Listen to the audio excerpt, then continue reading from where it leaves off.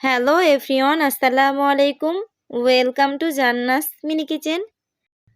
আজকের পর্বে আপনাদের তৈরি করে দেখাবো পিৎজা। আর আজকের পিৎজাটা আমি খুবই সহজভাবে গ্যাসের চুলায় তৈরি করে দেখাবো। তাই যে কেউই চাইলে কিন্তু এভাবে করে বাসায় পিৎজা তৈরি করে খেতে পারবেন। চলুন এবার রেসিপি শুরু করা যাক। প্রথমে আমি পিৎজার ডোটা তৈরি করে নিব। এর জন্য একটা মিক্সিং বলে হাফ কাপ গরম লিকুইড দুধ দিয়ে দিচ্ছি। এখানে কিন্তু গরম দুধটাই দিতে হবে। তবে আপনারা চাইলে লিকুইড দুধের পরিবর্তে 2 টেবিল চামচ গুঁড়া দুধ গরম পানির সাথে মিক্স করেও ব্যবহার করতে পারেন। এবার এর মধ্যে হাফ চা চামচ লবণ দিয়ে দিচ্ছি। ইস্ট দিয়ে দিচ্ছি 1 টেবিল চামচ। ইস্টটা আপনারা যে কোনো মুদি দোকান অথবা সুপার শপে পেয়ে যাবেন। এরপর এখানে 1 টেবিল চামচ চিনি দিয়ে দিচ্ছি। এবার একটা চামচ দিয়ে খুব ভালো করে সবকিছু মিক্স করে নিচ্ছি। এখন এর মধ্যে ময়দা দিয়ে দিচ্ছি 1 কাপ। এবার হাত দিয়ে খুব ভালো করে মাখিয়ে একটা সফট ডো তৈরি করে নিব। এখন এই ডোটাকে ঢেকে রেস্টে রেখে দিব 10 মিনিটের জন্য।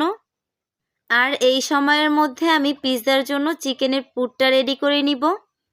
এবার একটা বাটিতে 100 গ্রাম চিকেন নিয়ে নিয়েছি।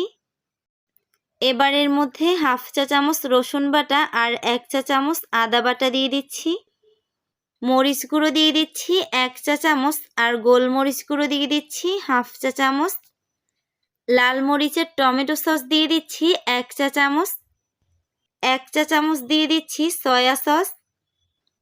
এবার হাফ চা চামচ জিরা গুঁড়ো দিয়ে খুব ভালো করে সবকিছু মাখিয়ে নিচ্ছি।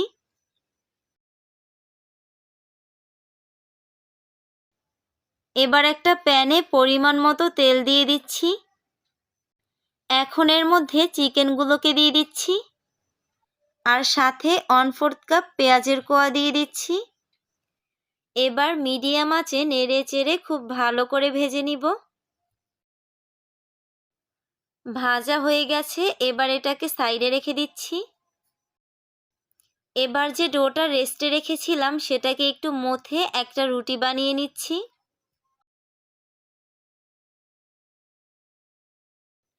আর রুটিটাকে যতটা সম্ভব পাতলা করে বানাতে হবে। এবার একটা কাঁটা চামচ দিয়ে রুটির উপরটা এভাবে করে কেচে দিচ্ছি।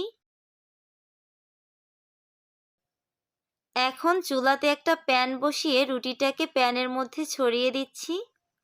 এবার একটা তাওয়ার উপরে প্যানটাকে বসিয়ে দিব। এখন এখানে 1/4 কাপ টমেটো সস দিয়ে দিচ্ছি।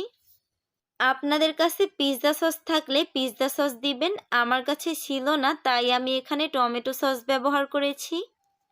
পুরোটা রুটির উপরে এভাবে করে সসটা লাগিয়ে নিচ্ছি। এবার কিছুটা চিজ দিয়ে দিচ্ছি। এখন যে চিকেনগুলোকে ভেজে রেখেছিলাম সেগুলোকে দিয়ে দিচ্ছি। আর পিৎজার টপিংস হিসেবে আজকে আমি টমেটো, পেঁয়াজের কলি আর কিছু পেঁয়াজের কোয়া দিয়ে দিচ্ছি। যেহেতু আমাদের এইদিকে সবসময় ক্যাপসিকাম পাওয়া যায় না তাই আমি এখানে ক্যাপসিকামের পরিবর্তে পেঁয়াজের কলি ব্যবহার করেছি। সবশেষে আবারও চিজ দিয়ে দিচ্ছি। এখন একটা ঢাকনা দিয়ে ঢেকে মিডিয়াম আঁচে পিৎজাটাকে কুক করে নিচ্ছি 10 মিনিটের মতো। 10 মিনিট পর আপনাদের সার্ভ করে দেখিয়ে দিচ্ছি। দেখুন আমার পিৎজাটা কিন্তু একদম পারফেক্ট হয়েছে। আর টেস্টটাও কিন্তু দোকানের পিৎজার মতোই ছিল। আজকের রেসিপি শেষ করে এখানেই বিদায় নিচ্ছি।